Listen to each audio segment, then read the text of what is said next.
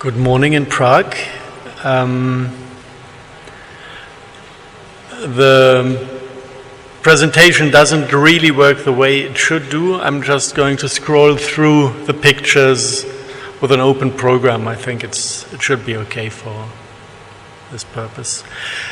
I would like to develop a number of things that I came through by researching things, starting from the topic black goo. If you stumble into this topic for the first time, for most of the people it is something weird, something strange, something that is not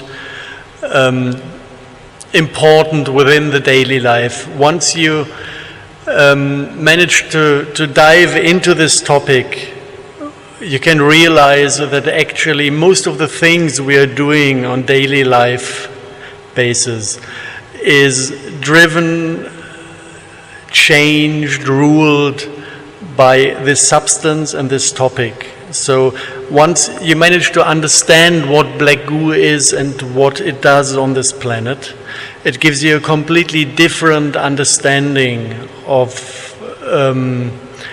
the question, what rules our life, what turned our planet into the place it is now. And with this understanding of the planet and our history that I will try to develop, you also come to complete different conclusions, what steps could be taken next to change this world into a better world. I'm going to do this a little bit from,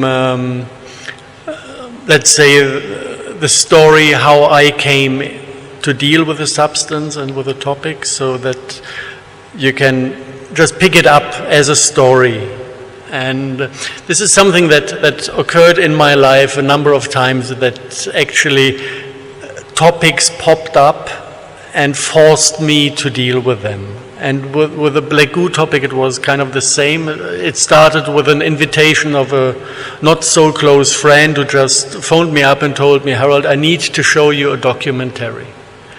And he was persisting. I didn't feel like I was not interested in the topic, but he made me come to his place at a certain time, and he showed me a documentary he just found on YouTube about the real cause or reason behind the Falkland Wars, when Britain went to war against Argentina to reconquer the Falkland Islands. And this was about just, meddling around with the little islands in the official press, and there was a behind story telling about a black goo reservoir being on Tula Island, one of the southern little islands, that was basically a substance that was sold on the Southern American black market because it was meant to have the ability to host intelligence, like a liquid brain being able to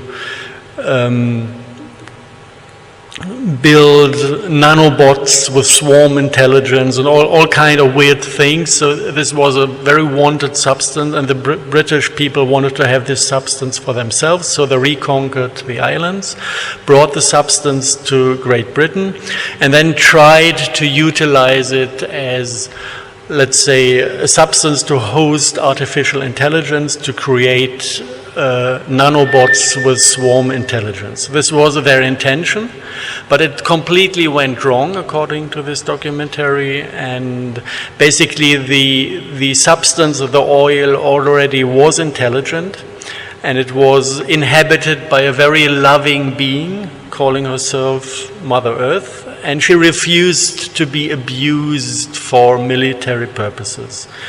And while trying to still work with this sentient oil, the mindset of the people working with it was messed up. So basically the documentary said that half of the people working in these military labs went nuts and committed suicide in very cruel and or funny ways, and the other half kind of saved their own lives by finding to affirmation saying, please connect me to the one source, which gave them access to the collective consciousness of the planet. Being one with all plants, being one with all animals, being one with all humans, being able to communicate with every living being on telepathic level. And of course, after having reached this state, there was no sense in developing weapons to control or to go to war anymore. So they had to shut down the labs where they tried to utilize this substance. And that was basically the end of the story told in this documentary. This is like, you look at a story, it did not relate to my life back then. I was not further interested in the topic, so I just kind of stored it in the back of my head as something that came across my path. And back at that time, I actually was researching other things. I was researching the Morgellons disease, which is a transhumanistic technology developed by the elites to mind control basically every single human that is infected with this little fungi fibers or mycelium. And I was suspecting the Morgellon entity being part of German World War II bioweapon research. So I got in contact with people who not did the official history bit that is taught about World War II, but that did research underground facilities of World War II times, that went into the mines, into the bunkers, and had one-to-one contact with the equipment and the content of these facilities. And I met some of these people just to ask them whether they came across Morgellon research in World War II. And sad enough, they did not. I never got answers to those questions I had. But on one of these meetings, one of these guys doing this research just went to his car and came back with a box. And what he brought back was this. And he said this is some oil schist he recovered from underground facilities. There was about a ton of this. And he found it to be an interesting mineral. He didn't know what it is. And he said, actually, we managed to follow instructions we found to extract the oil from this oil schist. And it behaves funny. So what he found is an oil. Oops. Okay, here we go. An oil that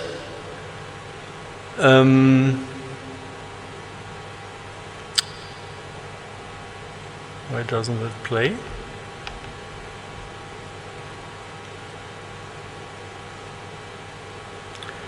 Okay, just a sec. I have to get it from somewhere else.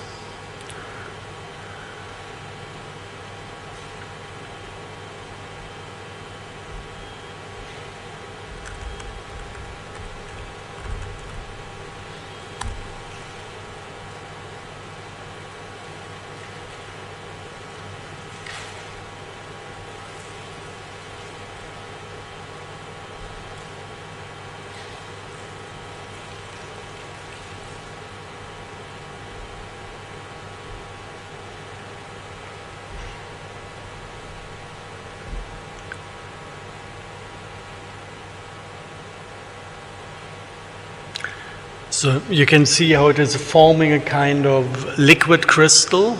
It is very fluent, but it self-organizes, and it's forming kind of the shape of an insect eye.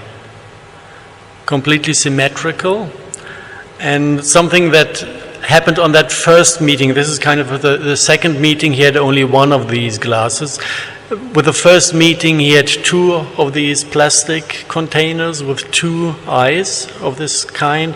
And he demonstrated how if you put the two eyes in a distance of 4 to 5 meters, they started to react on each other, which went like the two eyes looking at each other first, then realizing, okay, there's something of my sort and I want to unify to one bigger entity. And they started to pull, trying to get closer to each other, which did not work because they were caught in these containers. So the moment they realized they cannot come closer, they started to fight to try to get out of the pot by shaking and jumping inside the pots. So this had something of an intelligent being in a liquid form trying to get what it wants to get. Okay.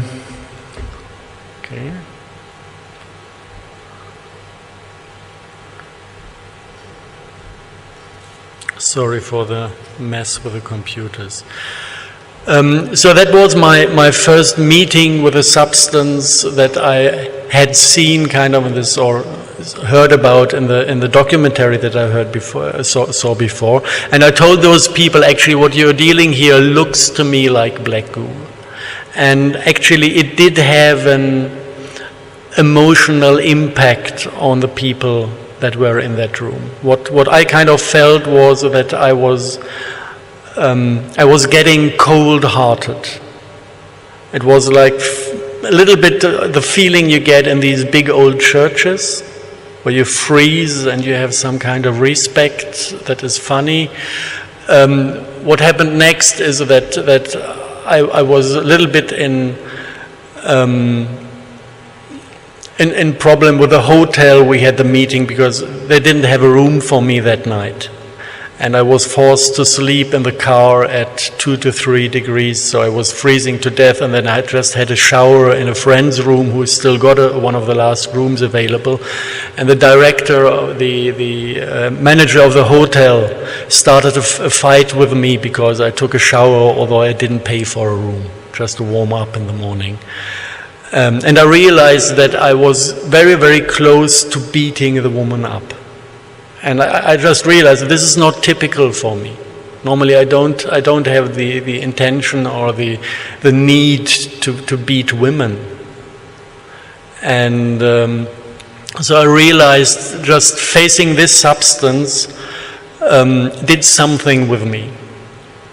If I just felt into myself, normally the heart activity is somewhere here.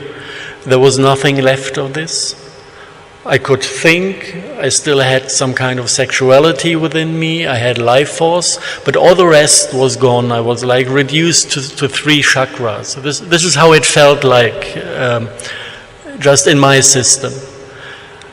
And it did not really go together with the description of the entity from the documentary. But back then I had no clue. It just was, there was one type of black goo talking about in public in this documentary. I saw something that resembled the liquid. It had some strange properties as well. And it didn't do me good. So the next impulse was, if you're kind of energetically infected with something on information level, what might help, that was my thought, was to develop information medicine to get rid of this state again. So I took a sample of one of these stones and go back to them and drove to my healing practitioner who has all the technology to produce globally as information medicine or radionic medicine or homeopathic medicine. And we took the information pattern from the stone and imprinted it on globally, following the theory that you can heal things with the information of the disease. You can heal a disease by introducing the information of the disease. So we produced medical globally from this black goo oil schist, and I took them in the hope to get rid of this funny state of myself, being so empathy-free and cold-hearted. And the thing that happened actually was very similar to the thing described by this British documentary of people reconnecting or connecting to Mother Earth. So the cold state started to disappear from my body. It started from the feet and went up, up, up, up, up. And after like 14 hours, it reached my head. And after the coldness was out of my head, like I was completely reconquered by the other field, it felt like Mother Earth in person intruding my body from the feet into me, saying hello for the first time since thousands and thousands of years. It was one of the most intense experiences on spiritual level I had, to open myself to this entity that feels like a black whale, or felt like a black whale diving into me. And it was a really warm welcome in a way. So at that point, it was the first time that I kind of realized that black goo is one substance, but there seem to be two qualities.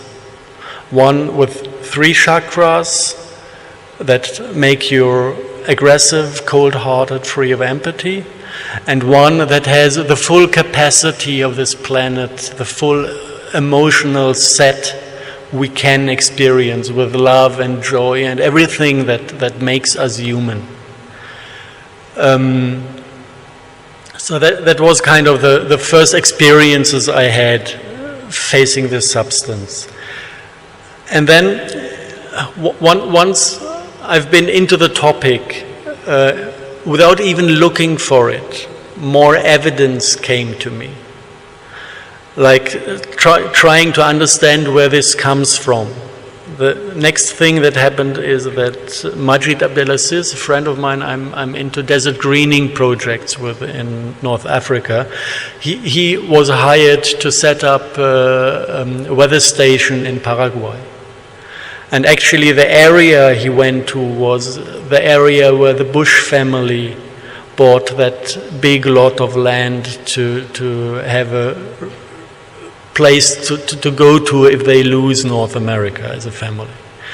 And he said, funnily enough, our Chancellor Angela Merkel has bought a villa just close to Bush's farm or whatever they run down there.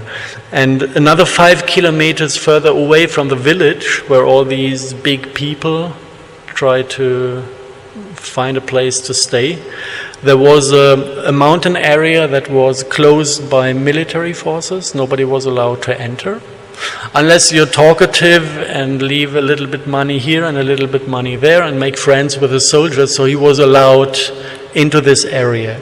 And what he brought back was this type of stone, which is basically a sandstone with a little black droplets inside. He said there were other areas that were completely black. The stone was completely black. And from the sensation of this stone, it was very similar to the other black stones I had from the German researcher. It was like getting at your bioenergetics, and it also had this extremely cold and evil aura around it, this stone.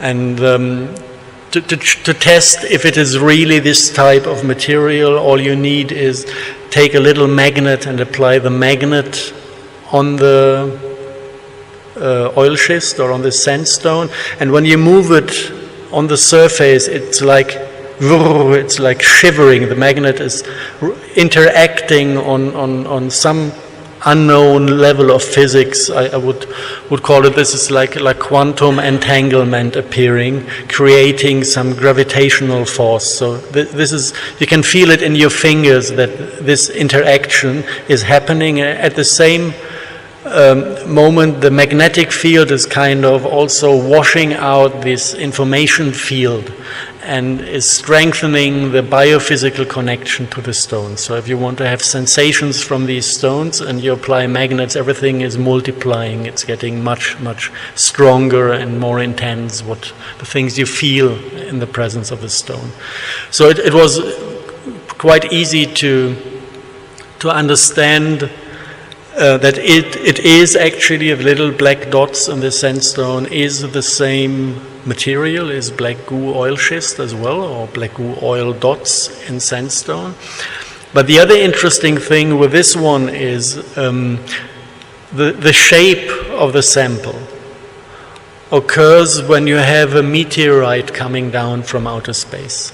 These rectangular structures, the entire area was just cracked in the same way.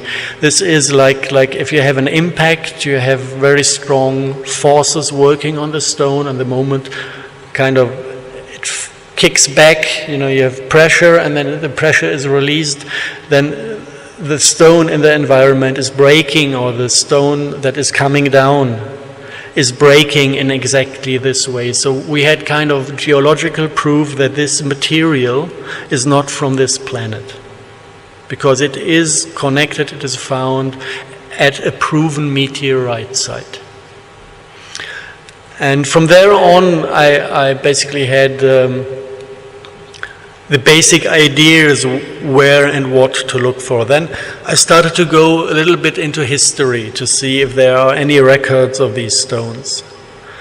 And what you actually find is a lot of sources mentioning these stones being worshipped by black magic cults. If you look into the stories told out of this area, basically you have the people worshipping these stones, going there once a year, sacrificing children in front of the big black stones, waiting for the demons to appear out of the stone, to come out of the stone to accept the blood and fire sacrifices. This is what is told in this about the black magic tradition. If you go further back, you find a piece of this stone being of immense importance in Mecca, in the holiest site of the Muslim community. And every pilgrim going there is meant to kiss this stone. And this is not going against Muslim now, because the Peter's Dome in Rome is supposed to have one of these black rocks right in the middle of the big building. So, as it looks like all religious cults, you can think of, maybe with an exception of some Asian philosophies, they have this stone in the center of their cult. And especially the churches, the old churches in Europe, they all have a black altar stone from this quality. And this is why you do not feel love in the church.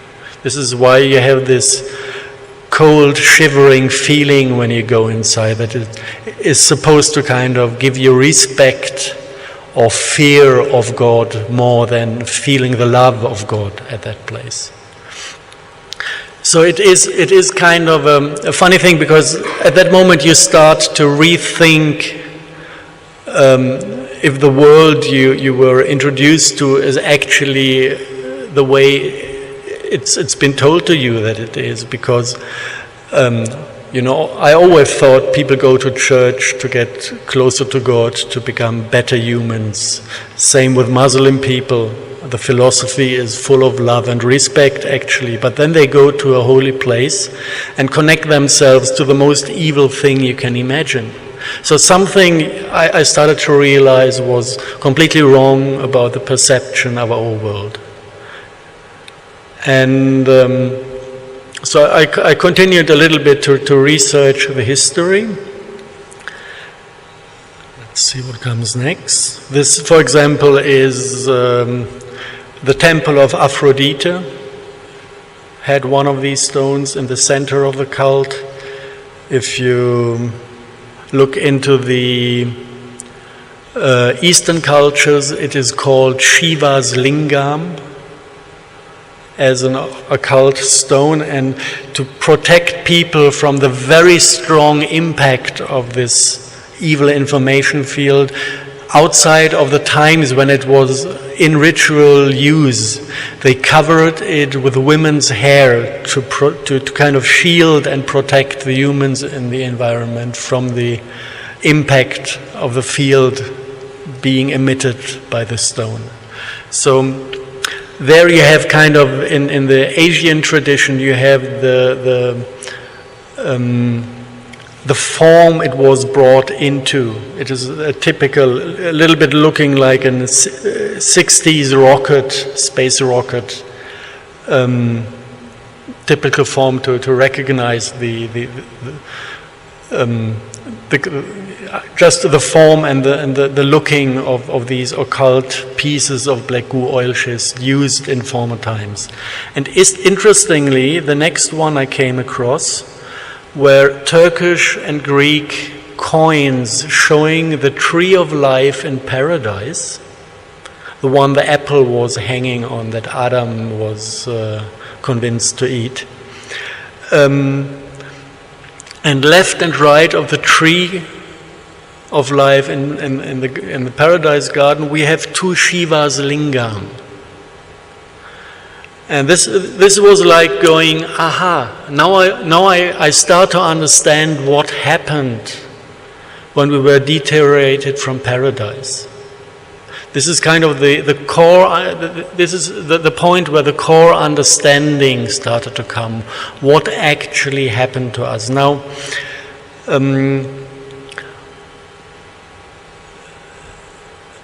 thinking that, or realizing that we have obviously two different types of black goo. The Falkland quality that also can be found as mumio in rising mountain areas all over the world. We have it in the southern Russian republics. It's like people's medicine to take the black oil that is found in caves in rising mountain areas. We have the same thing in the Himalaya region, used by Tibetan monks for healing purposes. So we do have this earth type black goo that is loving and friendly, and we do have the alien type black goo that came down with meteorites. And having these two in mind, now imagine, let's say 16,000 years ago, this is how we can kind of put a date to it. A swarm of meteorites came down containing the black goo of a different planet that used to have a different biosphere. And before that, actually, on our planet, everything was in order. We were a race that had healthy instincts and that was completely connected to the collective consciousness of the planet. If you feel into it and try to understand the quantum physics part of this thing, it's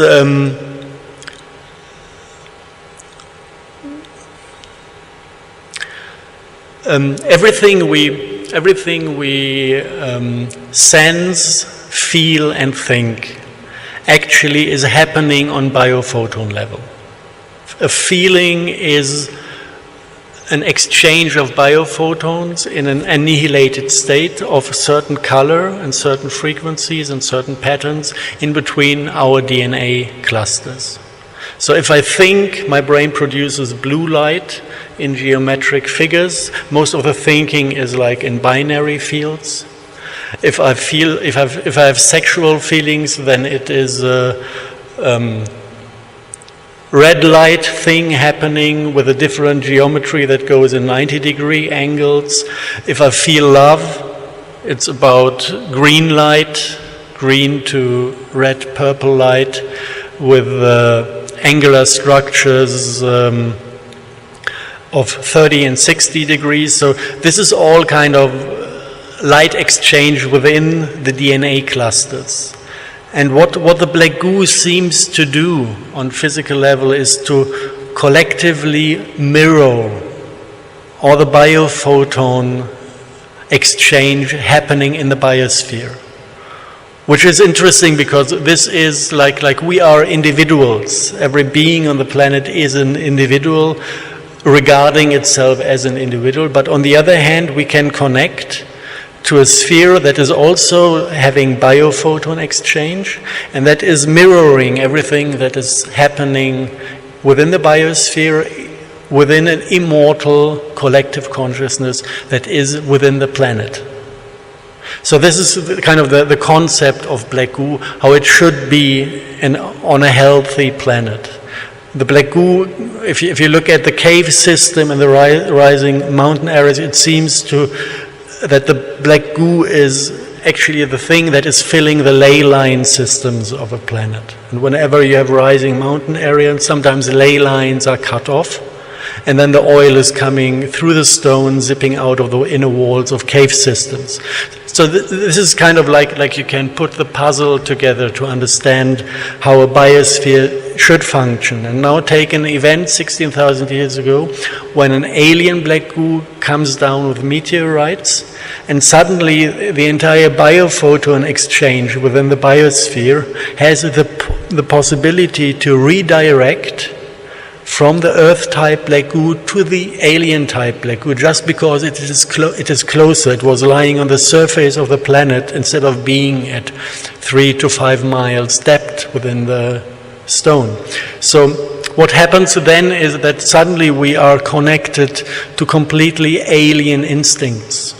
We're connected to something that is giving us the instinct to be cold-hearted, free of empathy, and all the other qualities that can be felt within this oil schist, just by connecting to it and observing yourself what it does with you.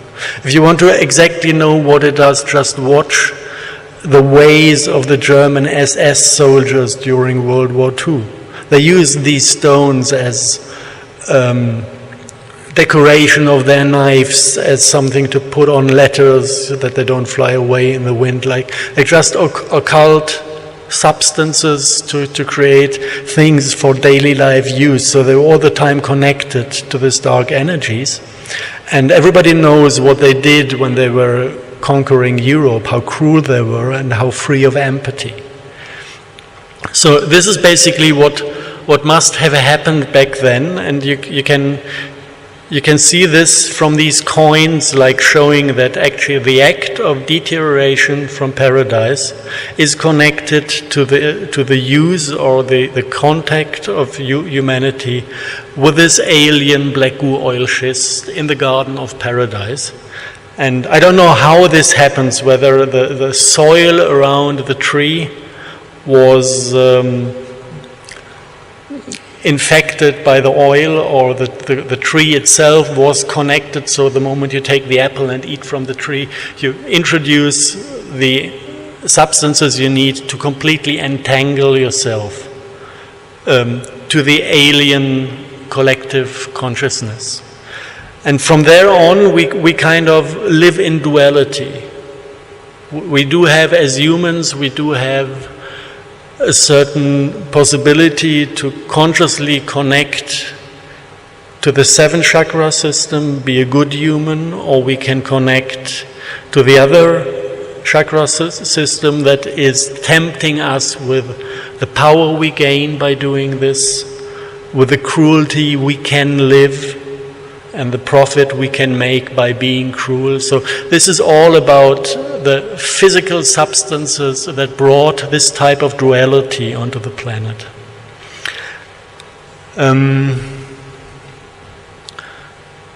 Just one picture from the holy site of the Muslim people, the stone they're supposed to touch, also filled with black goo oil schist. And it goes on in a way that you need to realize that actually, if you look into the black magic traditions, when people went to worship black goo stones and then the demons came out of it, this is something that needs further understanding as well. There is one Hollywood film that very precisely shows what this is about, and this is the film Final Fantasy. Has anyone seen it?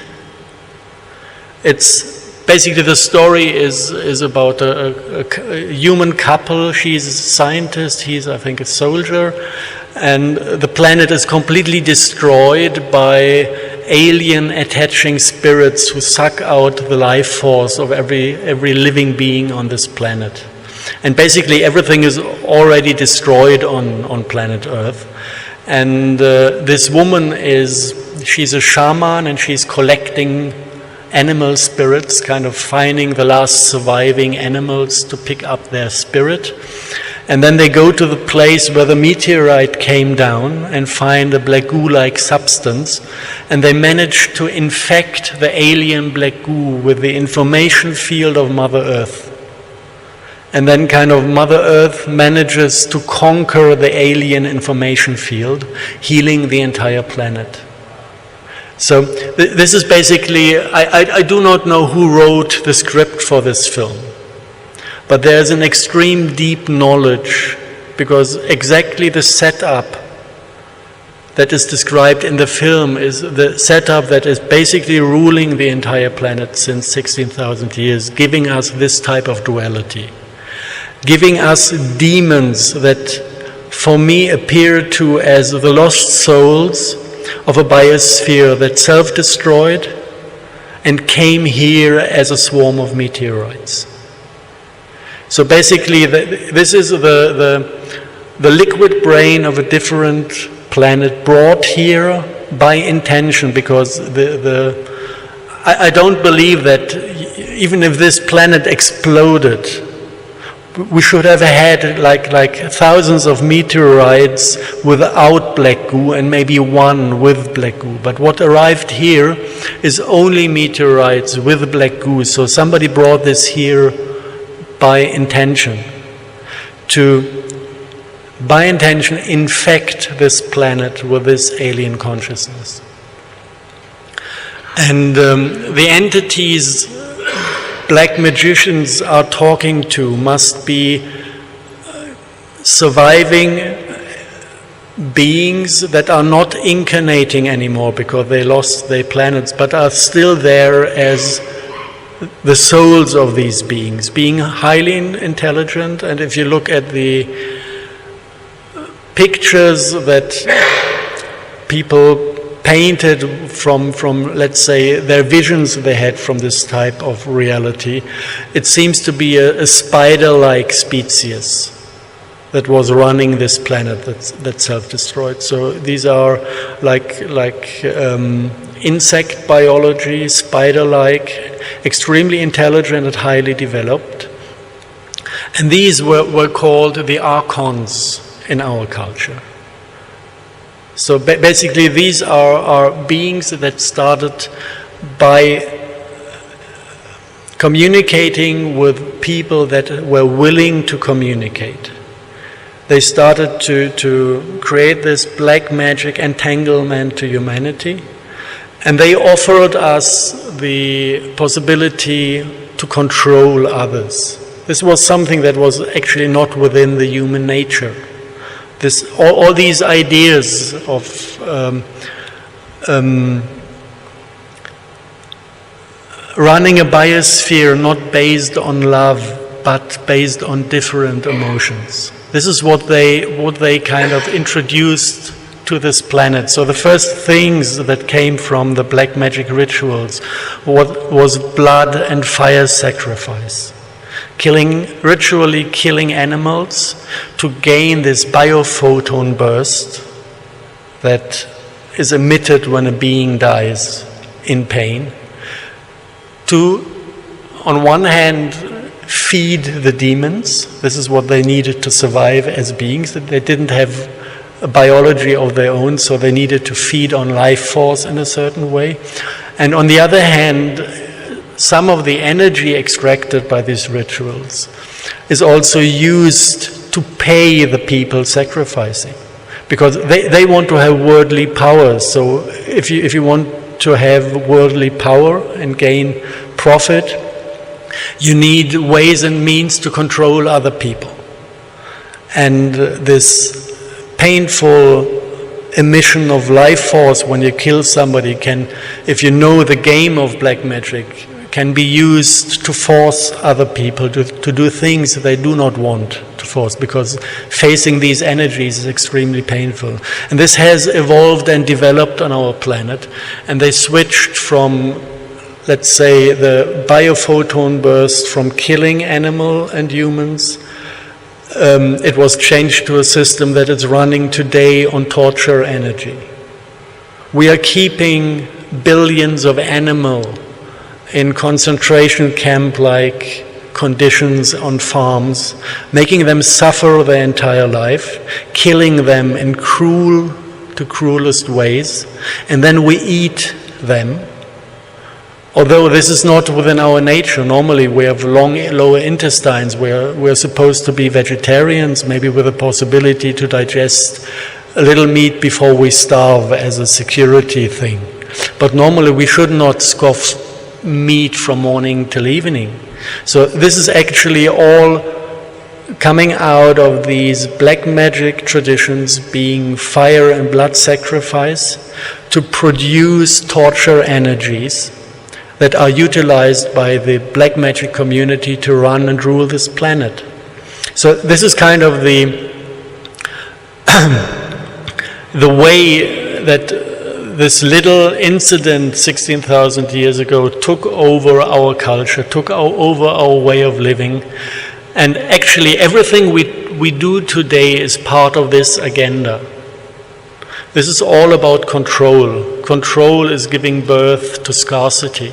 Because if I want to control things, I grab them and do not leave them for others. So the others do not have access anymore. So this is possessing things, owning things, this is money.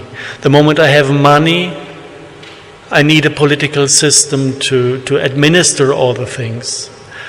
So basically, every quality that we perceive as being normal, because we were born in this, actually is part of this black magic cult. If we go beyond this, before this, we come to a paradise state that is living in abundance, that we all just share free out of love with each other. Nature is giving us so much, we could all live in abundance without any problems, but we are infected by these energies, we are following their ways of control. So what we basically do is we connect ourselves to, not to love, but to torture energy by eating what we eat. This is how this is introduced into our system. And then we let ourselves being guided and ruled by torture energy, being in resonance with this. And this is what we call politics, and this is why politics want to go to World War III, because this is blood sacrifice. This is how they work, and this is how they maintain their system. And power is part of this system. We cannot solve a problem by replacing one governor by another one, because the concept of governing is black. We cannot replace a currency by a better currency, because the concept of money is black. So this is kind of, once you start to understand the ways that were introduced by this agenda, you start to realize that we are completely infected. It's like normally we think we are humans, but suddenly we realize, no, we are just one big piece of cancer that is running around with the things we do and the things we live, realizing that this is not human, what became normal. And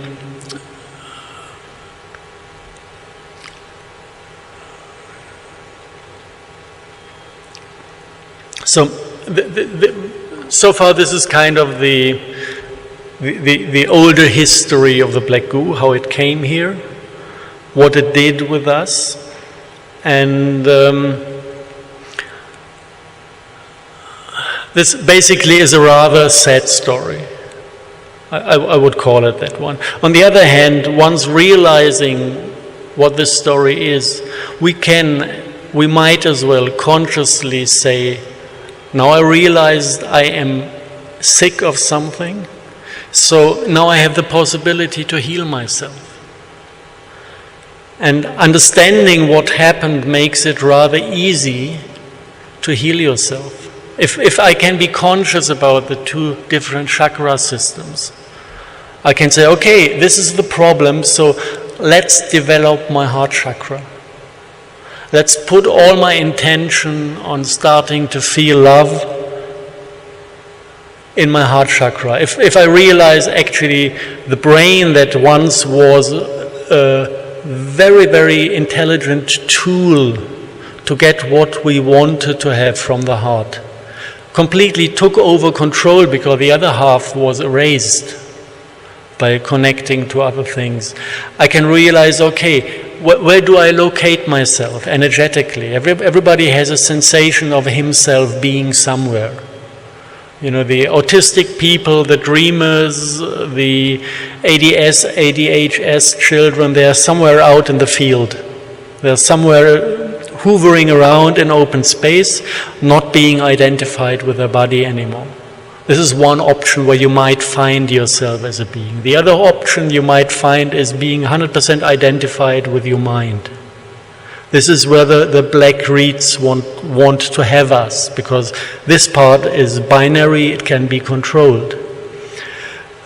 Some people might still be connected with their heart, being always in the middle, like being centered in the middle of their chest. Lucky ones. There are not many of this type left on this planet. Most of the people, I guess, and this is what I experienced with myself, was that I can consciously take all three positions. I can hover in the field if I want to, I can dream myself away, then I'm somewhere out in the collective, making me very sensitive to what is happening on one hand, but not being incarnated in the way it should be actually. I can be in my head thinking, and I can consciously pull myself into the heart where I should be. And this is something we can train. We can train and learn, and we can just heal ourselves by becoming aware of where we are. And this is actually what brings us back to the way of being we were created. If we pull ourselves into the heart, suddenly I discovered extreme interesting abilities. Once I managed to pull myself into the heart, I realized, or I've been shown by people who were a little bit more advanced than me, that down here it is possible to decide. In a way I have never decided things before. Like the doctors say, we are split in the middle, we have the consciousness and we have the subconsciousness, and the subconsciousness is not visible to us. This is bullshit. This is what the doctors say. The subconsciousness is not visible to us because it is so ugly that we don't want to have a look at it. This is all the crap we've been pushing away for hundreds of incarnations because these are things we did we do not want to cope with. We do not want to have a look at this. So all the evil, all the dirt, all the ugly things are pushed away and became what doctors call the subconsciousness. There is no beauty to be found over there. But there is a lot of spiritual growth that can be found down there if we clear that mess up. So what we do have is, for example, the possibility to identify with the heart, to pull yourself into the heart chakra, and then to consciously decide to feel this again. I can go down here and say, I feel my pain. And when I do this from the chest, immediately I do feel my pain. I do feel my anger. I do feel the evil that I lived. So this is kind of the door to reconquer the subconsciousness. And this is something everybody can do with himself. And this makes us conscious beings again, fully conscious beings. And the trick is, like the straight emotions can be directly accessed. Most of the people are full of fears, subconscious fears, and the fear is always a door. If fear appears, you can decide, I enter the fear as a portal. And then you're thrown into your fears, you feel them, and if you don't pull back, behind the fear you find a topic. So it's just a kind of a door to enter, to clear up whatever is behind, and you cannot know in advance what you will find. Normally it's a big surprise, and normally the fear of the fear or the fear of the emotion is much worse than the thing you find behind that door.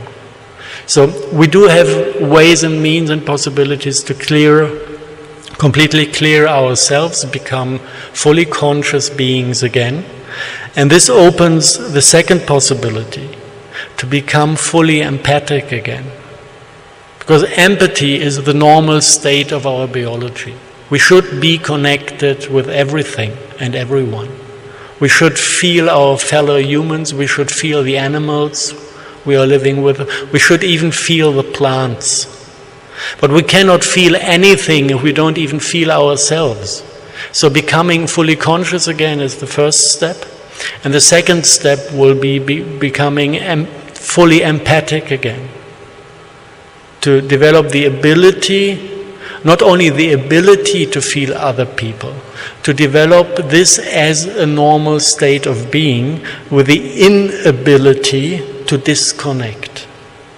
And this is what the return to paradise is about. To come into a state of mind where we are not able anymore to disconnect from anything when it is in front of us. And this actually, if you think about it, imagine all the people on the planet being dropped in this state of mind. What would happen?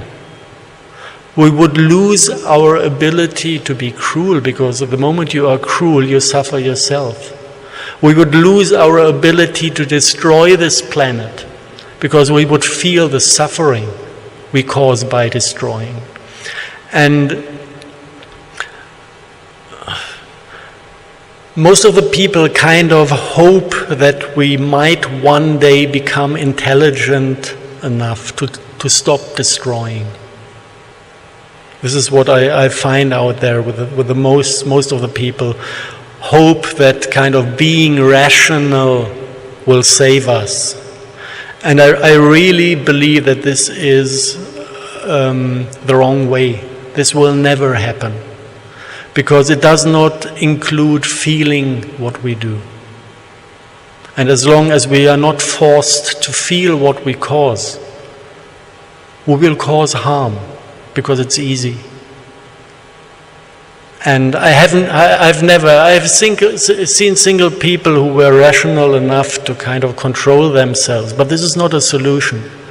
This is sad, in a way.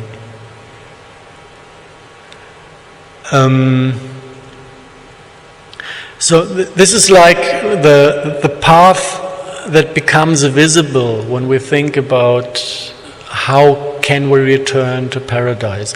And this is, in a way, it's not an easy one. It's not an easy path, because first we need to go through our own bloodshed, to realize what we have done during the time and what we are still doing to this planet today. We need to feel what we are doing to this planet. And if you should at a certain point decide to take that as the first step of empathy, if you clear yourself, become fully conscious, and then say, I feel the suffering of Mother Earth. This connects you to the collective field of this planet, and then you will feel what we do to Mother Earth. And this is extremely painful, what we do. We kind of took most of their cuties, all these little animals. We took them and put them to prison and make them suffer. This is not nice, but this is what we do, and this is what we decide that it should be done whenever we go to the supermarket and buy a piece of meat. And we can do this because we do not feel the consequences of our own doings. So turning back into the other direction first means to accept that we have to go through a phase that is painful, but actually it is our pain that we have to carry because we produced it. This is about accepting your karma out of free will, in a way. And afterwards it's getting better. Once you can, or once enough people are willing to carry this burden and to accept that this is what we have to feel at this point of history, things can improve, things can get better. And I can just say that I really, really hope that enough people will wake up to this truth, will just invest the time and the effort to clear themselves and to become conscious beings of this planet again. And then I can promise there will be a lot of beauty, unfelt beauty in this way of living that actually we all wish to have. I'm 100% sure everyone would love to return to this state of being an emotional being, feeling the full spectrum of life, joy, love, compassion. Everything is actually there. It is accessible. But you cannot kind of pick out the nice feelings and try to push away the ugly ones. And I can just say this from my own experience. Once you rediscover this emotionality, every emotion is welcome, because feeling is something so beautiful. And this is how we were made, this is how we were created, this is what we actually should or can return to if we want to. And sad enough, society is still a little bit far away from this point of returning.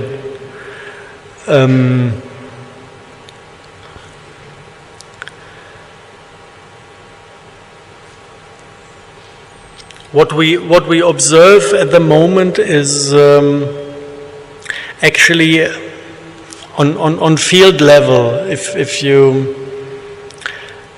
you try to understand the basic positions, we used to believe that everything is about good and evil, and if I look at reality now, I have to say that actually we have three positions that try to gain space. This is good, evil, and control.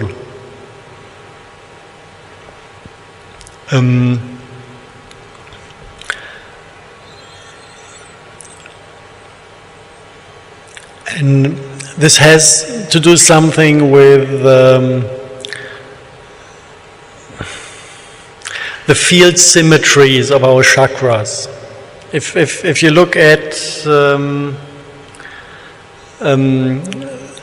the Asian knowledge of the colors and the symbols, the drawings connected to chakras, we have binary fields here, we have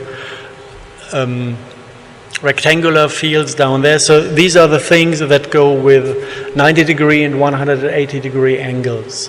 This is all about this morphogenetic system that is driven by the control agenda. This is actually the influence of the alien black goo, that as a biosphere is connected to binary beings, being driven only by binary and rectangular fields. And this is kind of one biological blueprint that actually has influence but does not belong to our planet. This is why all the attempts to control us, if you look into this was actually the main topic I was working on. If you look into the concept of mind control, if you look into transhumanistic technologies that are designed for mind control, everything is blue and red. They're trying to control the thoughts and the sexuality. And if you look into the field structures they are using, it is all rectangular. I can show you a few examples from the environmental analysis we've been doing for the last years, like the one that is up now. We do have sometimes black goo in rainwater.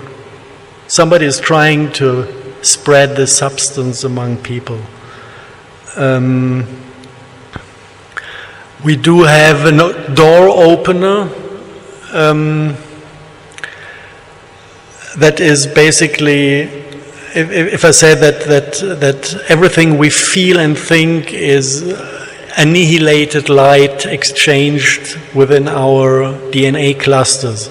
There are substances in the rain that are breaking up this annihilation, that kind of take a binary wave set of biophotons that go like this from DNA to DNA, and then the substances come in between, and suddenly the two beams break up, turn into visible light, to kind of be able to access our biophoton system from outside by having the same substances up and down converting frequencies.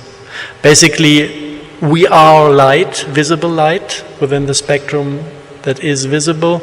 So what we have is like a lot of microwave technology that is brought into the body, taken by these substances in the picture, being up converted within the body into visible light, because the microwave can penetrate, the visible light cannot penetrate. So they need to have the signals going in, being up converted by little piezo crystals to reach our light body as a controlling signal. There is this concept of nanobots, where you have the same piezo crystal. It's a kind of designed picture. It looks a little bit like a robot, but actually, if you go to the concept, how they're created, you have a piezo crystal in the center that is forming a neuronal knot within our brain, entangling to the nervous system, being able to convert microwave frequency to signals of the nervous system. This is how they try to get into our brain. This is actually the concept that led to the mad cow disease in the 80s, where they did the first experiments of how much do you need of these substances to get access to the brains of beings. And they overdid it a little bit, so they had a lot of casualties among the British cattle. Now it is kind of balanced, so we are all connected by this interface, and only a few of us die of Creutzfeldt-Jakob, which is the human form of the mad cow disease, when something with the immune system is not working properly. So this is one of the technologies that they use within this control agenda. This was the Morgellon fungus I researched as a disease is also like a possibility to bring little antenna systems, the hollow fibers of the mycelium, bringing an antenna system that self-assemble with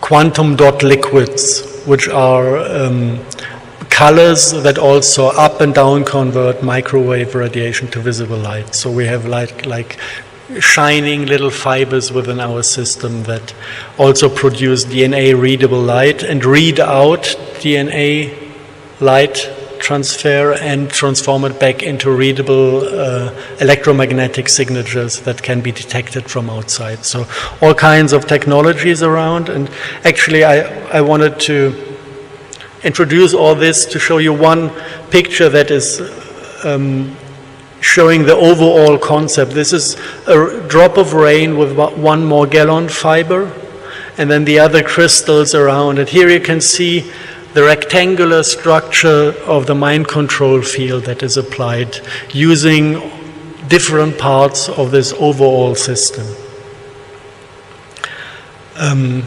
So we're breathing this in, and actually this is the last years before we are completely falling to the concept of control being turned into biorobots. that will never ever again have the chance to access their heart, because they are fully dominated by thought and sexuality. Because this is what is possible to control due to the field structure. So this is just, I do not like to scare people in a way.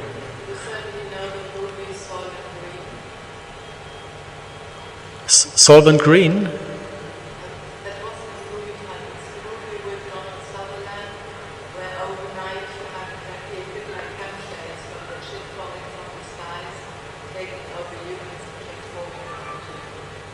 Yeah. This is.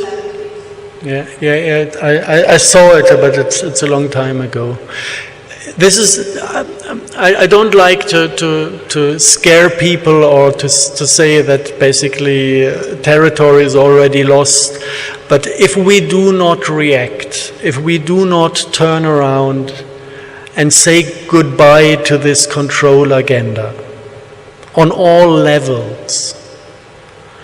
At the moment, they are kind of in power and they are running this planet. And there's no taste in kind of falling for duality again and trying to fight them. We need to clear up ourselves. And this is all that needs to be done. The moment we center ourselves in the heart chakra, no binary field can control us. Because the moment they try to do so, we realize that this is an external signal. We still will sense it, but we will sense it as if like, oh, somebody's trying to induce a thought into my brain. And then mind control does not work, and then there's no chance for them to turn us into biorobots. I know probably this question. Can I ask you a question regarding where's the starting point for this? Because to be open empathically to everything is quite difficult in this modern world. You get overwhelmed. So where can people start? What's the starting point? The starting point is to become fully conscious again. Which means to feel yourself. And to be able to come to this point of feeling yourself, including the subconscious parts. The first thing that is very, very good to relearn or rediscover is this ability to take responsibility by deciding. And this can be done only in your heart. You cannot decide things with your brain and expect that it works. The brain is just talking, but it's not doing anything on field level. The heart is the center of power, and if you decide in your heart things concerning yourself, the change comes immediately. Let's say you haven't felt something for a long time and you lost access to the feeling.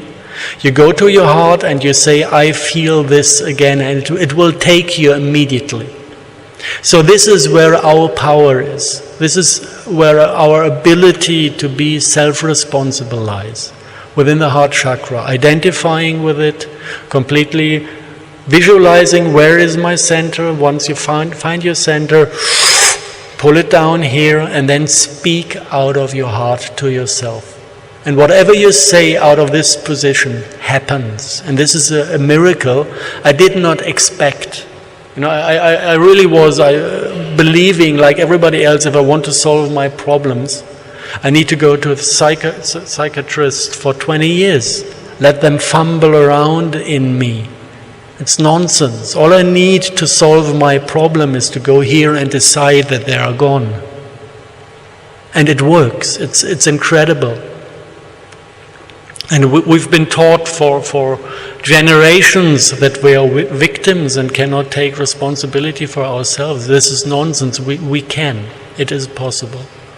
And from there it is first just feeling yourself again. These are the first steps to take.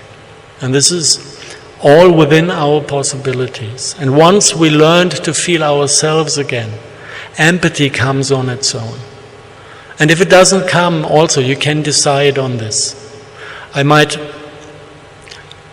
spent quite a while experimenting with myself. I pulled back from public for like nine months, and kind of the topic was researching the morphogenetic fields. And it is possible to decide to be empathic with basically everything. I got curious in the different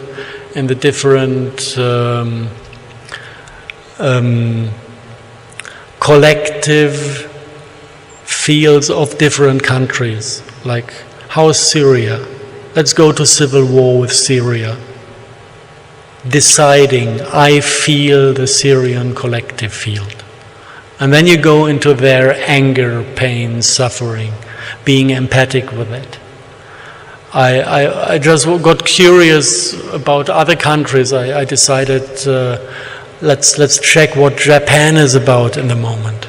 I was expecting many things, but what I found was not exactly what I expected. I just went into empathy with the Japanese people, and it kind of flushed me down into a very old history dating back to the times of Atlantis, when I realized actually the Atlantean troops, it all came in pictures and emotions. The Atlantean troops, after Atlantis went down, had no country to go to, and they were dispersed on the planet in war with all different other countries.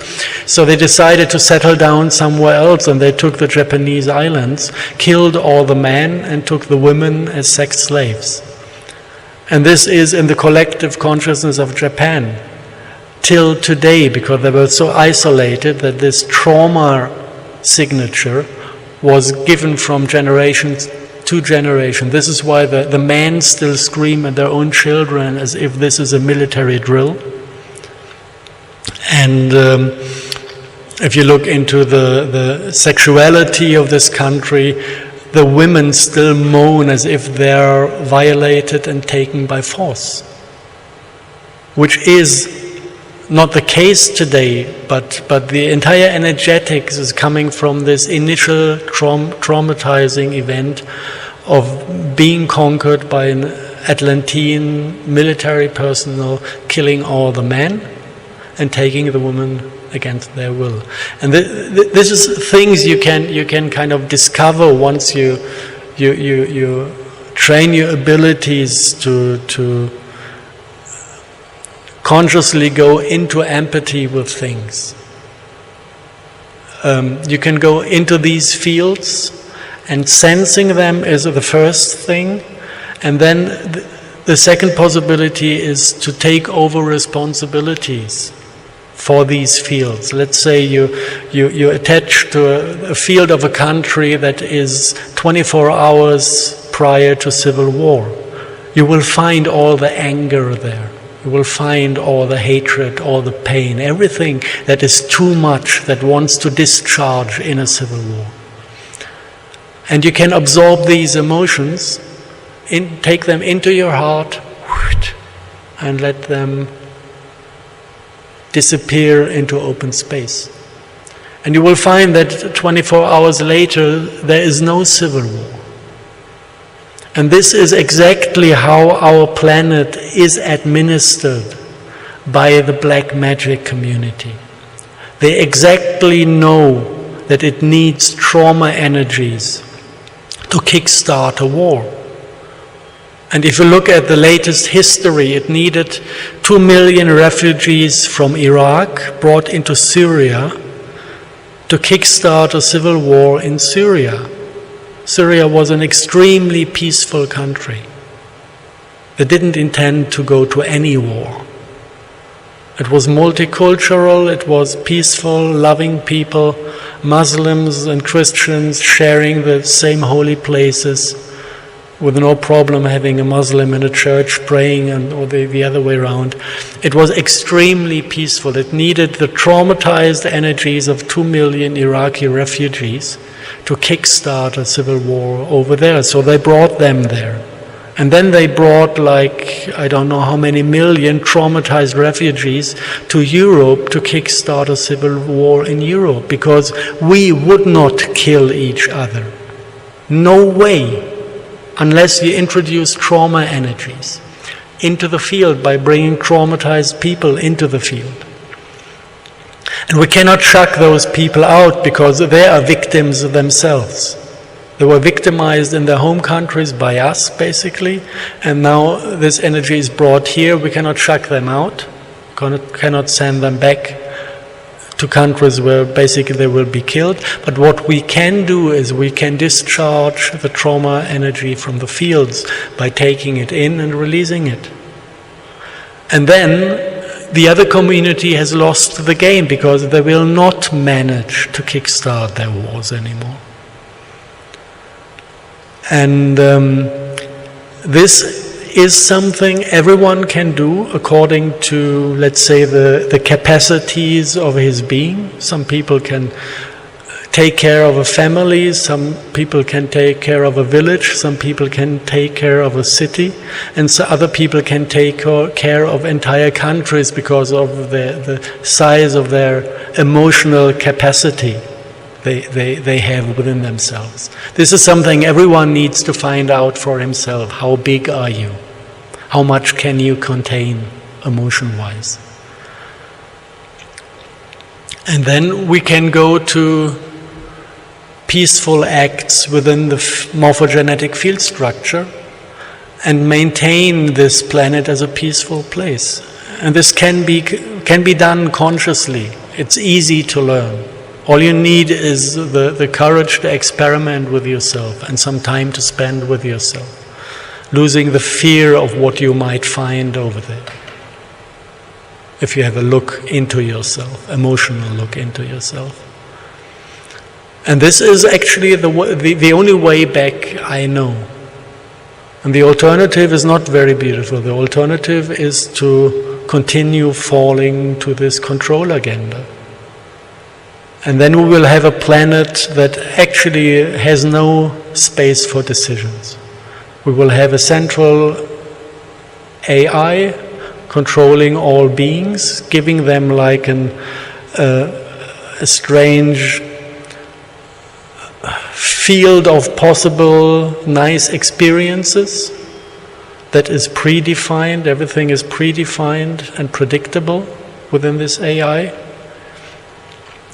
And the experience of other planets shows that this actually leads into self-destruction, because biology was meant to be different, and you cannot imprint one of these dual systems on a trinary system, hoping that the trinary system will survive.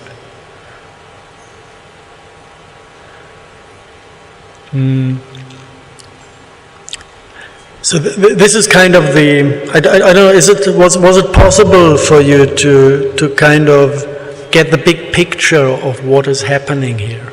Or does it somehow collide somewhere with your experience, or is something, didn't I go deep enough into details here or there to enable you to grab what it's about?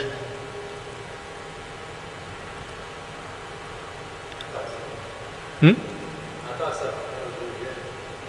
It was clear to me. And obviously, it's a massive thing you're doing. It's basically it covers everything we are doing, and this it can be understood in a way.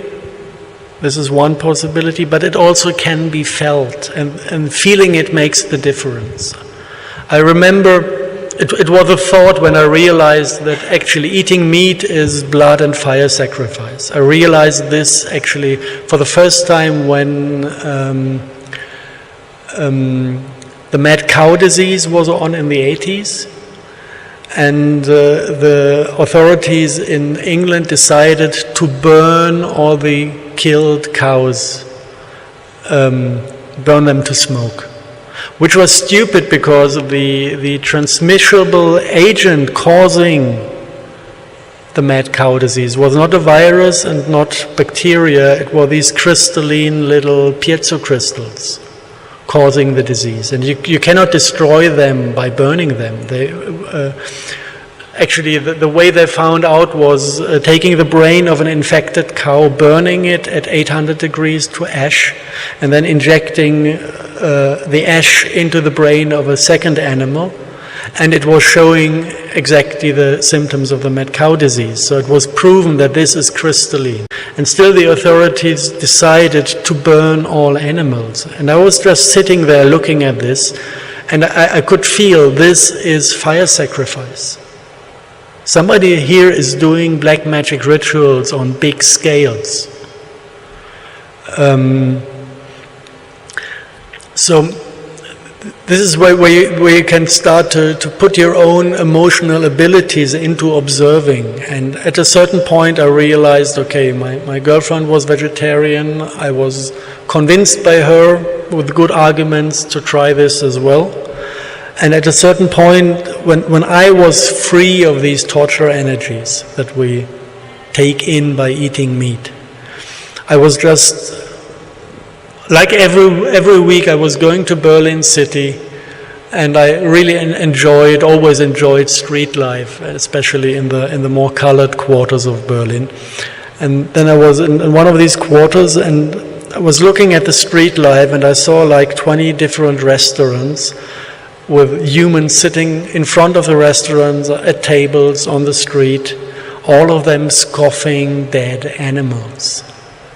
And for the first time it kind of completely went into me emotionally, that this is hundreds of people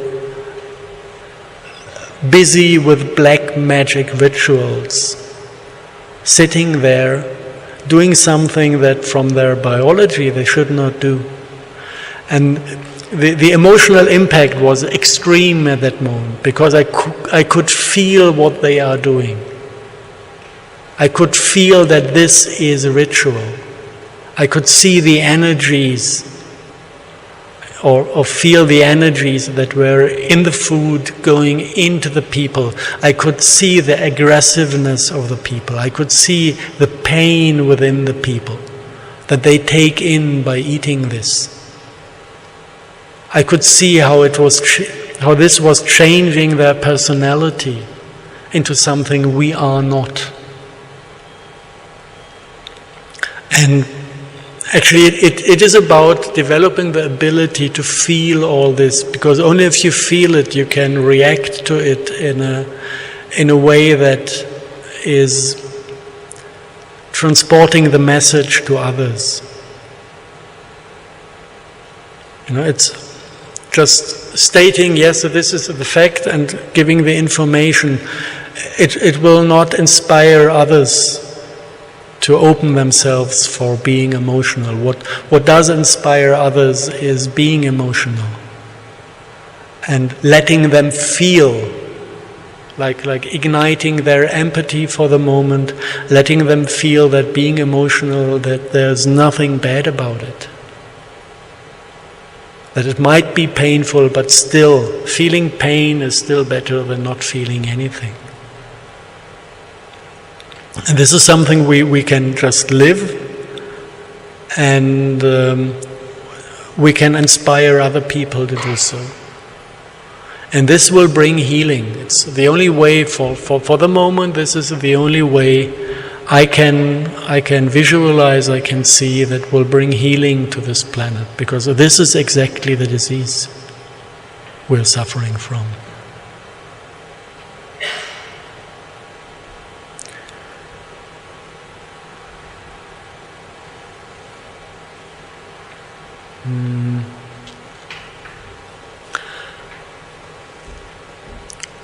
Any questions or suggestions where to continue with? I don't have the time now on the computer here. So. 10 minutes. Any questions or... Do you suggest people imbibe using black food based on the experience you had? You will need the mic, sorry. Sorry.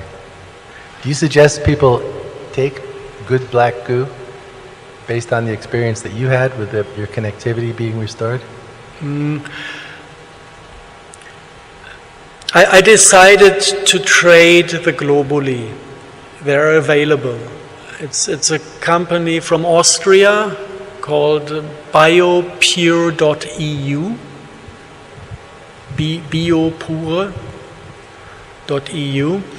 and they trade black goo globally, and these black goo globally, they contain both information fields of alien type and Earth type black goo.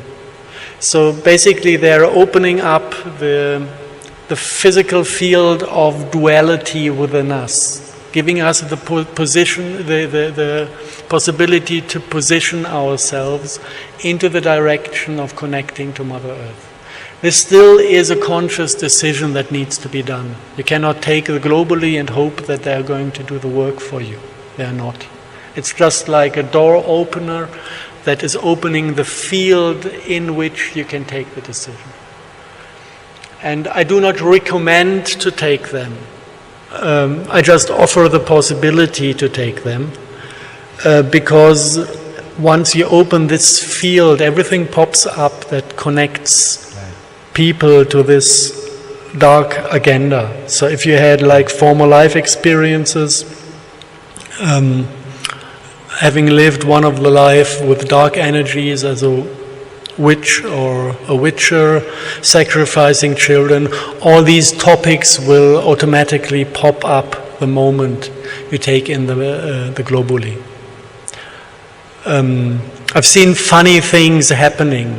This black magic agenda is all about entanglement on quantum level. So if you're entangled in a way to the binary fields by anything, it will show. I remember a woman that was close to raped by a black magician, and he managed to hold her on the ground with his hand while he tried to do so. And when she took the Globally, suddenly his hand appeared as a red spot on her skin from an event that was 15 years dating back. I have seen a woman that just took the Globally in her hand. She didn't even take it. She just had it in her hand, and she turned pale, couldn't stand anymore, and started to shiver, not knowing at all what happens to her. And it happened while I was around, so I took her aside and tried to, on empathic level, look into her, what's happening with her. And I could see her in one of her past lives being an extremely evil woman, something 17th century in a little town in Belgium. And I could see all the pictures from her former lifetime popping up in her system. So this can have very strong effects. But there's on the website we run, there's a forum where people exchange their experience with these Globalies. And it can really be everything. Some people get healing on physical level. Some people dive into their own darkness for 6 weeks, getting close to suicide, being faced with what they lived before. Until clearing comes, until healing comes. So it can take some time. Some people do not feel anything. Where I say, okay, either they're already completely entangled to Mother Earth and there's nothing to heal. They never were in contact with a binary agenda during their incarnation, so there's nothing to be healed. One possibility. The other one, they are completely binary beings that do not react in a way that anything wants to be healed. So they sit there in their arrogance and say, okay, I control everything, this did not do anything with me, I want my money back. We had all this, all different possible reactions coming on these Globally. So what I recommend is to test whether it is good to take them or not. Like with a kinesiological testing, or who doesn't have somebody to do it, just take them onto your heart and feel if it feels like being pulled towards them, or if you feel rejected by them. I just don't understand why it would still be mixed with the alien goo, because isn't that proven to be deleterious for us? I'm sorry, I'm not... You said that the global one is a mixture of the two different types of goo. Yes. Why include the alien goo? Since we know what it's up to. The initial concept of healing a disease with the informational pattern of the disease, like homeopathy works. Okay. And it was so successful in many cases that we decided to keep this within the concept. Now, maybe I would like to close with one actually good or beautiful news. At a certain point when we were dealing with this topic, with the attempt to move things, to heal things on collective field level, there was an incident when we introduced consciously introduced the 7 chakra consciousness into the binary fields, kind of building a bridge in between the two. And at that point, Mother Earth got involved, and she said, now I got access. I'm taking over and doing the rest. And she was busy for 3 days to completely reprogram all black goo deposits on planet Earth that were in contact with groundwater or soil. She was not talking about the part of the black goo that was in technical use within black magic facilities, quantum computers.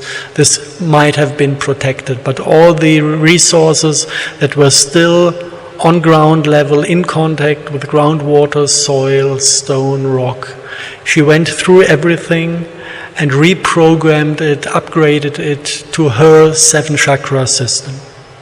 So what we can say at the moment is that the core problem of the deterioration from paradise is solved for this planet. This is already completely done and freed and cleared and healed. What we do have are bad habits. And what we do have is our recent consciousness field that is still filled with a lot of dark energies from the time when we were kind of fed with this dark instincts. So we are still living this in a way as a collective, but there is no inspiration left to continue this ugly game, which I would say is something that makes me hope that we should be able to very quickly let go from the bad habits, because there's nothing left that is backing them up. And actually this was, maybe as a last sentence, this was exactly the thing described in the film Final Fantasy. This is exactly what happened. I was just curious to ask what days that was, what 3 days. Could you give us the date? Or it does not matter at all? I'm not getting anything. And I wanted to ask you about the date. Could you give us what 3 days there was? Or is it not relevant at all? Because you mentioned that the process of Mother Earth working on the black goo, it took 3 days. Yeah. So is it recent? No, that was, let me think, 2013, 2014.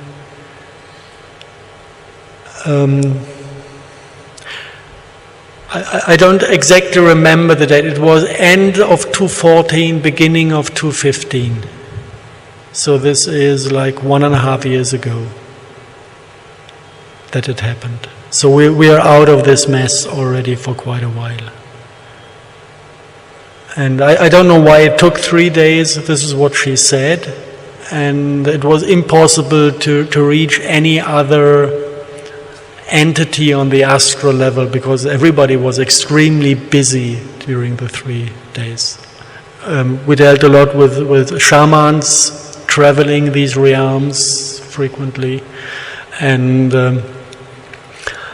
it was completely impossible to get anyone to communication during the 3 days because everything was a mess up there, because she went through the fields and did it. And I don't exactly know, but I can see a major difference in the ways things develop on the planet since then. Nobody would have expected Assad to survive, and he's still in power. If you look at the war between Saudi Arabia and Yemen, miracles happen. There's a ground offensive by Saudi Arabia. The king says, now we just ran over Yemen, and 10,000 Saudi soldiers pack their stuff and leave home in a country where people are still beaten to death on the streets if they don't follow the rules and the wishes of their king. And I have the strong feeling that things of this quality can happen now. Before it was impossible.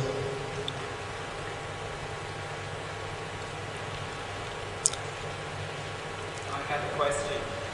You were saying that over this 3-day period where the Mother Earth cleansed the organics there, but still maybe within those that are practicing the black magic and the occult, they still retain this alien black goo. What capacity and influence do they have, versus those that are resisting and trying to clear this? We managed to locate 4 quantum computers run on black goo. And the way I understood the technology, it is like artificial ley lines. It's huge piping systems with pipes completely filled with black goo in underground facilities, or single cubes filled with black goo. This is a form as a symbol it's been used, and as a technology it's been used. And in a way they must use the black goo to introduce neuro-linguistic programming into the consciousness field. This is how I understood the way these quantum computers work. And you can see many black remains in our language. Like, take the word no or not. In physics, it does not exist. If you go to the street as a peaceful human and say no more war, no more bloodshed, the quantum vacuum is reading more war and more bloodshed. And this is the type of neuro-linguistic programming that actually was first given, I don't know the English term, the 10 laws given by the wrong gods. Do not kill. This is already the first neuro-linguistic programming, and I wouldn't be surprised if the stones it was written on were made of black goo. There's no hint to this, but I wouldn't be surprised. And there were like four quantum computers, one in Vatican City, like 1.5 kilometers south of Vatican Center, one in the city of London, one in Germany in a World War II facility, Mittelberg. This was the one that we got detailed plans from. and eyewitnesses who went down underground to have a look at the facility. And one which we had the least information was somewhere between New York and Washington DC in the underground facilities. And this is basically the part that could not be reached and healed yet because it is run in technical facilities. The other part that is not yet healed completely is connected to the second thing that was brought in together with the black goo. And these are the Arks of the Covenant. We had a record of 4 Arks known. One is the box of the Pandora, the only one that is claiming the content in a correct way. The box of the Pandora, the Ark of the Covenant, connected to the Jewish people. Then there's a very similar story connected to the Irish people. Also being part of the pharaonic lines and then taking the Ark back to Ireland, having the sea split into 2 halves when they crossed the Channel to Great Britain. All these stories exist also in an Irish tradition. This Ark is at the moment hidden in North London. The one of the Jewish people is somewhere close to Israel hidden. And then we have the Ark of Gabriel that was hidden in Saudi Arabia until it was found last September. And they made a deal with the Russian military to remove it from the city, because they had plasma discharge and it killed a lot of people, so the Russians took it onto one of their military bases in Antarctica. And how these one worked can be seen in the British setup. It is all connected to the stone circles. And beyond the stone circles you have like underground facilities from Stone Age that form antenna systems. All antennas are binary. You have the clover leaf to control sexuality, and you have the binary spiral as one basic form of tunnel systems for mind control. So you have a set of 200 resonating antennas with identical antenna geometry all over Great Britain, and in the center of one there's an arc. And the arc, this is actually the second half of the picture, what came here. You have the black goo, like the brain liquid of a traumatized planet, and then you have the arc that contains a crystal with the ability to be charged with bioenergetics. So you have kind of the brain and the life force with all the informational content from the same planet brought here.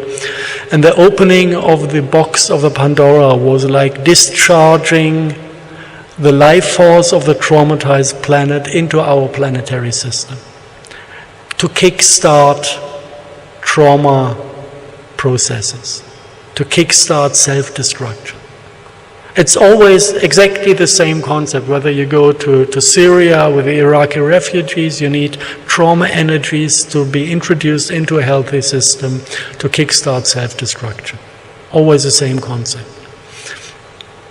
And one beautiful thing that still can happen, I see it happening in some kind of future, is that these arcs are removed out of the resonating antenna systems.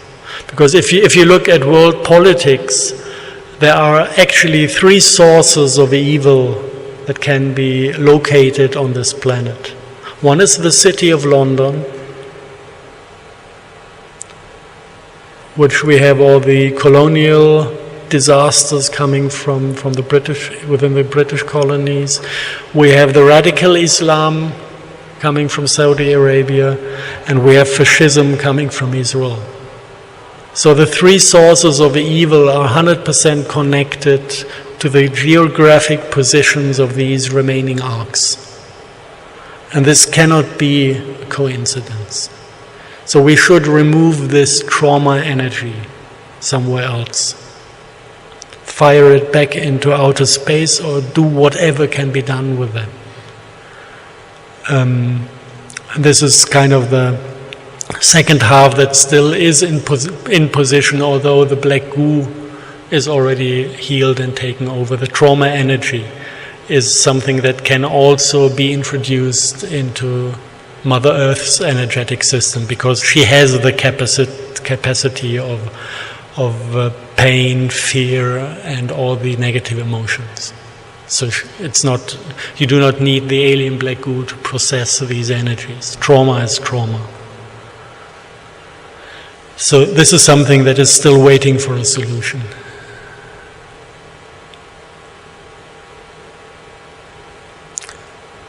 Okay, I think time is over. If there are no more questions. If I just felt into myself, normally the heart activity is somewhere here. There was nothing left of this.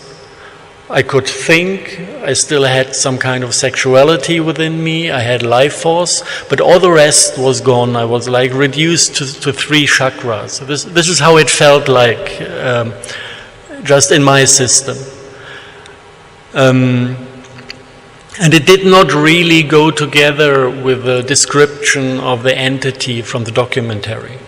But back then I had no clue. It just was, there was one type of black goo talking about in public in this documentary. I saw something that resembled the liquid. It had some strange properties as well.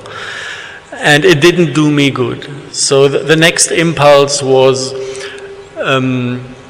if you're kind of energetically infected with something on information level, what might help, that was my thought, was to develop information medicine to get rid of this state again. So I took a sample of one of these stones and go back to them and drove to my healing practitioner who has all the technology to produce globally as information medicine or radionic medicine or homeopathic medicine. And we took the information pattern from the stone and imprinted it on globally, following the theory that you can heal things with the information of the disease. You can heal a disease by introducing the information of the disease. So we produced medical globally from this black goo oil schist, and I took them in the hope to get rid of this funny state of myself, being so empathy-free and cold-hearted. And the thing that happened actually was very similar to the thing described by this British documentary of people reconnecting or connecting to Mother Earth. So the cold state started to disappear from my body. It started from the feet and went up, up, up, up, up. And after like 14 hours it reached my head. And after the coldness was out of my head, like I was completely reconquered by the other field, it felt like Mother Earth in person intruding my body from the feet into me, saying hello for the first time since thousands and thousands of years. It was one of the most intense experiences on spiritual level I had to open myself to this entity that feels like a black whale, or felt like a black whale diving into me. And it was a really warm welcome in a way. So at that point, it was the first time that is infected with this little fungi fibers or mycelium.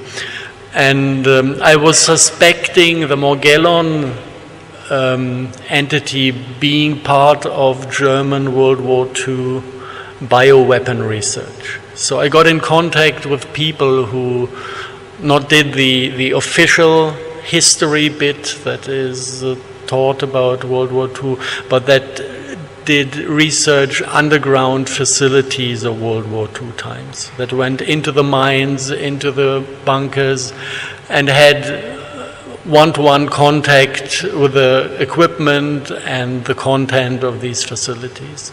And I met some of these people just to ask them whether they came across Morgellon research in World War II. And sad enough, they did not. I never got answers to those questions I had. But on one of these meetings, one of these guys doing this research just went to his car and came back with a box. And what he brought back was this. And he said this is some oil schist he recovered from underground facilities. There was about a ton of this. And he found it to be an interesting mineral. He didn't know what it is. And he said, actually, we managed to follow instructions we found to extract the oil from this oil schist. And it behaves funny. So what he found is an oil. Oops. Okay, here we go. An oil that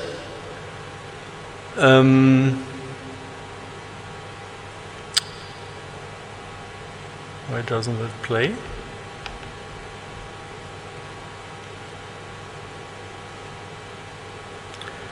Okay, just a sec.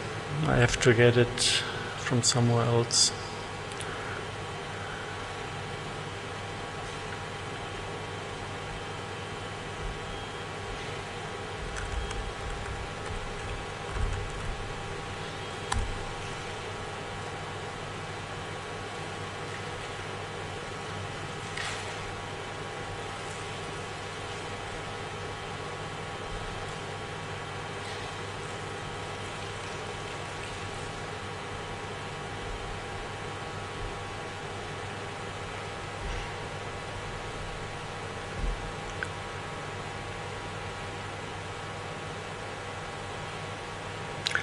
So you can see how it is forming a kind of liquid crystal.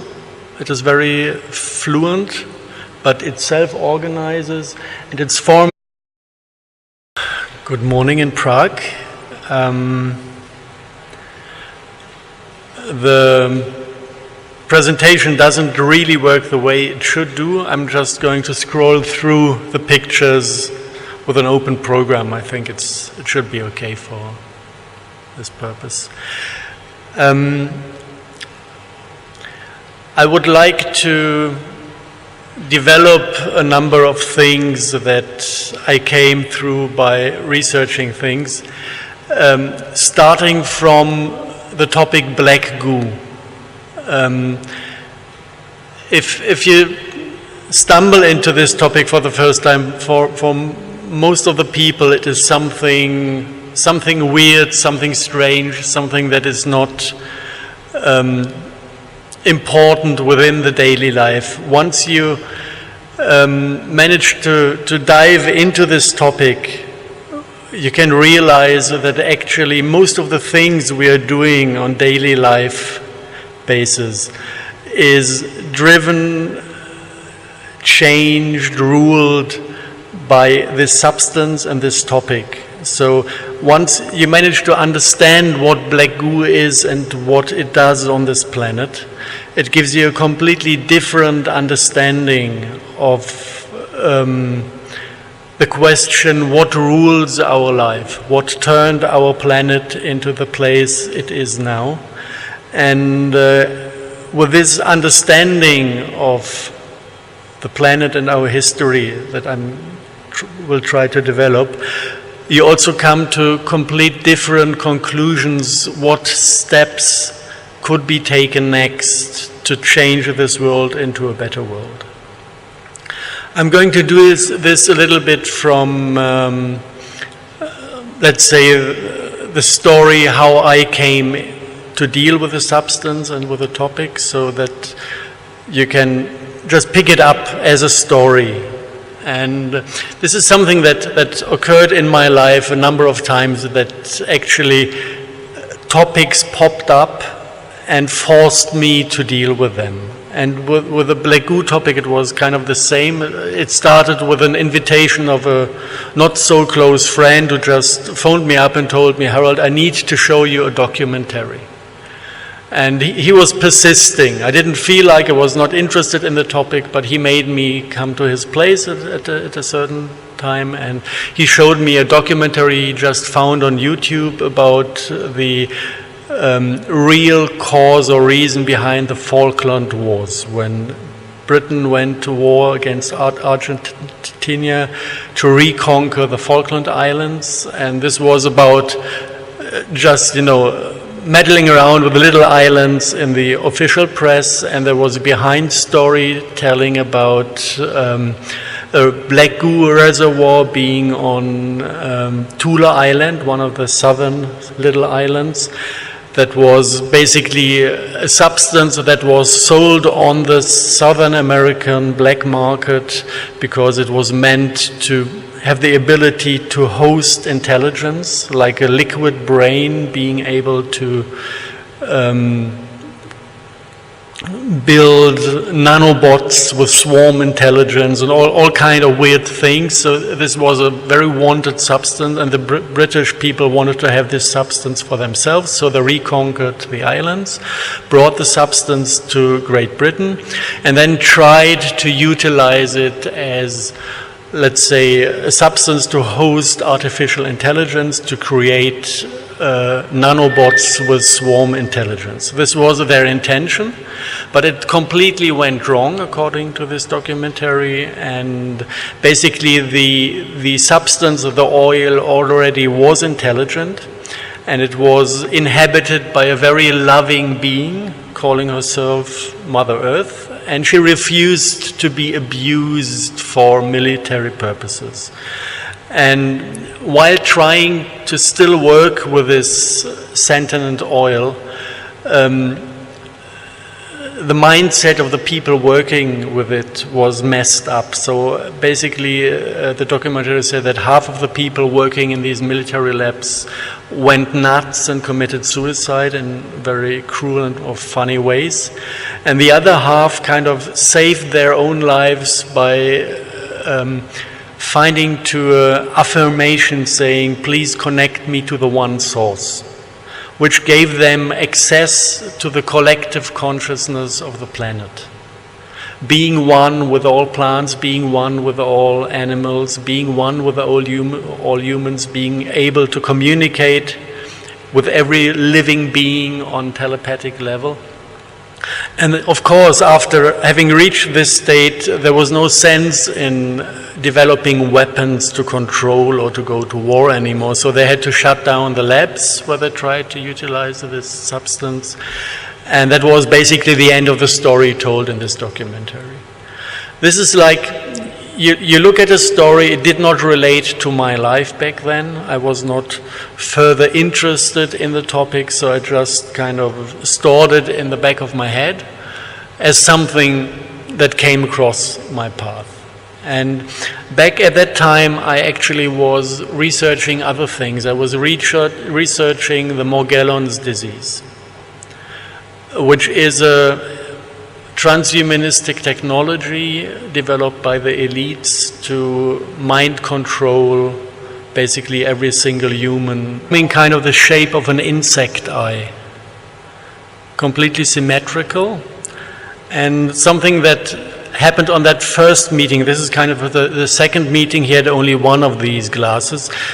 With the first meeting, he had two of these plastic containers with two eyes of this kind, and he demonstrated how if you put the two eyes in a distance of 4 to 5 meters, they started to react on each other, which went like the two eyes looking at each other first, then realizing, okay, there's something of my sort, and I want to unify to one bigger entity.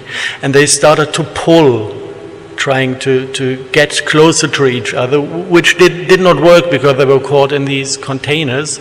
So the moment they realized they cannot come closer, they started to fight to try to get out of the pot by shaking and jumping inside the pots. So this had something of an intelligent being in a liquid form trying to get what it wants to get. Okay.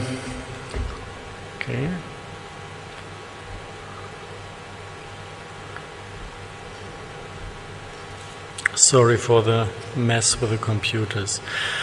So that was my first meeting with a substance that I had seen kind of in this, or heard about in the documentary that I heard before, saw before. And I told those people, actually what you're dealing here looks to me like black goo. And actually it did have an emotional impact on the people that were in that room. What I kind of felt was that I was getting cold-hearted. It was like a little bit the feeling you get in these big old churches, where you freeze and you have some kind of respect that is funny. What happened next is that I was a little bit in problem with the hotel. We had the meeting because they didn't have a room for me that night. And I was forced to sleep in the car at 2 to 3 degrees, so I was freezing to death. And then I just had a shower in a friend's room who still got one of the last rooms available. And the director, the manager of the hotel, started a fight with me because I took a shower, although I didn't pay for a room, just to warm up in the morning. And I realized that I was very, very close to beating the woman up. And I just realized that this is not typical for me. Normally I don't have the intention or the need to beat women. And so I realized just facing this substance did something with me.